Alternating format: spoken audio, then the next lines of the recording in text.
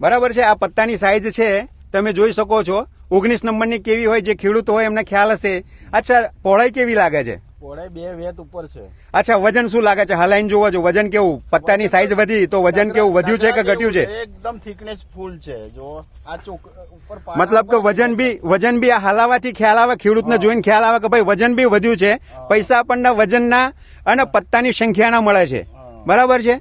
તો 19 નંબર તમાકુ અને એની હાઈટ જો વધારી શકતું હોય મલ્ટીપ્લાયર, એની સાઈઝ વધારી શકતું હોય, એનું વજન વધારી શકતું હોય, ક્વોલિટી વિશે શું કેવું છે ગોવિંદભાઈ? ક્વોલિટી 1 નંબરની પડશે. હજુ 1 મહિના પછી વિડીયો બીજો લઈશું તો એમાં ખબર પડશે કે બુટ્ટા કેવા ઉગડે, વજન કેવું નીકળે. જે બુટ્ટાની જે વાત કરે છે દોસ્તો જોઈ શકો છો. અચ્છા, જે બે બહારની કંપની વાળા આયા હતા એ તમને શું કહેતા હતા? નિપાની વાળા આયા હતા એ જોરદાર છે. એ તો કહેતા હતા શું કહેતા હતા નિપાની વાળા? જોરદાર છે તમાકુ. આટલા એરિયામાં નહીં કે અમારી બાજુ નહીં થતી કે. અચ્છા અચ્છા અચ્છા. આઈટીસી કંપનીના એમડી આયા હતા. અચ્છા અચ્છા અચ્છા. અને એ અહીંયાની તમાકુ જોઈને ખુશ થઈ ગયા હતા. Very good. તો દોસ્તો જે આ વિડીયો જોઈ રહ્યા છે એમને ખ્યાલ આવવો જોઈએ કે ભાઈ મલ્ટીપ્લાયર વાપરવાથી શું બેનિફિટ થયો. અને અહીંયા બાજુમાં હું કમ્પેરિઝન બતાવવાની કોશિશ કરું છું.